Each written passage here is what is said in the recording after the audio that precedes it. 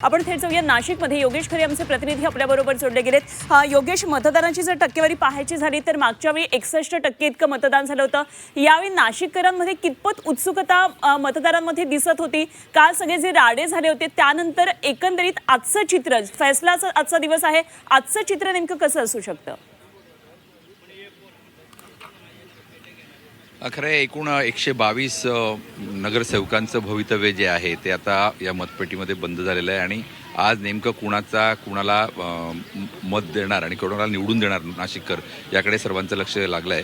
खरं तर आपण बघितलं तर नाशिककर हे खूप संवेदनशील आहे पर्यावरणाबाबतीमध्ये किंवा वेगवेगळ्या नाशिकच्या विकासाबाबतीमध्ये। नाशिकला विकास हवा आहे, मात्र तो सस्टेनेबल विकास नाशिकला हवा आहे आणि त्या दृष्टिकोनातून आता ही निवडणूक नाशिककरांसाठी सगळ्यात महत्त्वाची होती। आपण जर महापालिका निवडणुकीच्या आधी बघितलं तर एकूणच जे वातावरण सगळं झालेलं होतं ते नाशिकची खराब होणारी हवा, नाशिकचं एकूणच हरवली जाणारी हिरवाई, त्याचबरोबर वातावरण खराब होणारं वातावरण आणि उंच उंच बांधल्या जाणाऱ्या बिल्डिंगा आणि वाहतुकीची कोंडी या विषयाभोवती केंद्रीभूत होतं आणि त्याचबरोबर वेगवेगळ्या जे काही मूलभूत समस्या होत्या त्यावर अवलंबून होतं। त्यामुळेच आपण बघू शकतो की नाराज असलेल्या नाशिककरांनी 5% मतदान हे जवळजवळ कमी केलेलं आहे, जे आपल्याला अधिक अपेक्षित होतं। खरं म्हणजे जनगणनेनुसार, ह्या जुन्या जनगणनेनुसार हे आपण आत्ताची लोकसंख्या जी आहे किंवा मतदार आहेत ते आपले आहेत, यापेक्षाही अधिक मतदार नाशिकमध्ये आलेले आहेत, म्हणजे 10 लाख अधिक असावेत अशी परिस्थिती आहे आणि त्यामध्ये हा सगळा मतदानाचा झालेला कमी टक्का हा परिणामकारक ठरणार आहे आणि सत्ताधाऱ्यांसाठी धोका यामध्ये असणार आहे। येणारा आगामी कुंभमेळ्याच्या दृष्टिकोनातून नाशिक महापालिका ही भाजपसाठी सर्वात महत्त्वाची आहे। त्याचबरोबर शिंदे सेनेसाठी बालेकिल्ला एक आपला तयार करावा, जो शिवसेनेचा बालेकिल्ला हा म्हणून नाशिकला बघितलं जात होतं, तो बालेकिल्ला पुन्हा आपल्या ताब्यात यावा यासाठी शिंदे सेना प्रयत्न करताना दिसते।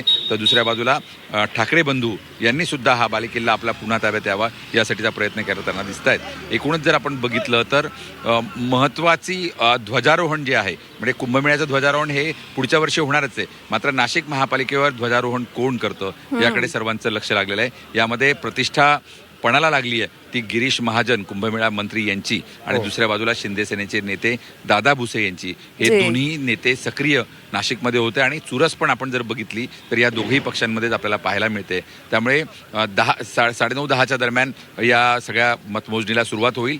122 उमेदवारांसाठी 155 टेबल या ठिकाणी लावण्यात आले। 9 ठिकाणी ही मतमोजणी होते। जवळजवळ 3 ते 4 तासामध्ये ही सर्व मतमोजणी होईल अशी अपेक्षा आहे। एकूणच या सर्व 122 नगरसेवकांना निवडून दिल्यानंतर महापालिकेवर सत्ता कुणाची येते याकडे खरं योगेश, आणि सगळ्यात महत्त्वाचा येणारा कुंभमेळा असू देत किंवा गेल्या काही दिवसांमध्ये गाजलेला तपोवनाचा मुद्दा असू देत, नाशिक शहरातले जे लोक आहेत त्यांचं मत नेमकं कोणाच्या बाजूने, या दोन महत्त्वाच्या मुद्द्यांवरून हे बघणं मला वाटतं खूप महत्त्वाचं ठरणार आहे। वेळोवेळी आपण माहिती जाणून घेत राहूया योगेश, असे संपर्कात राहा। निश्चितच, आणि खरं तर नाशिकमधूनच ठाकरेंच्या संयुक्त सभेला देखील सुरुवात झालेली होती, त्यामुळे नाशिककर यंदा आता आपला कौल कुणाला देतात हे पाहणं देखील महत्त्वाचं आहे।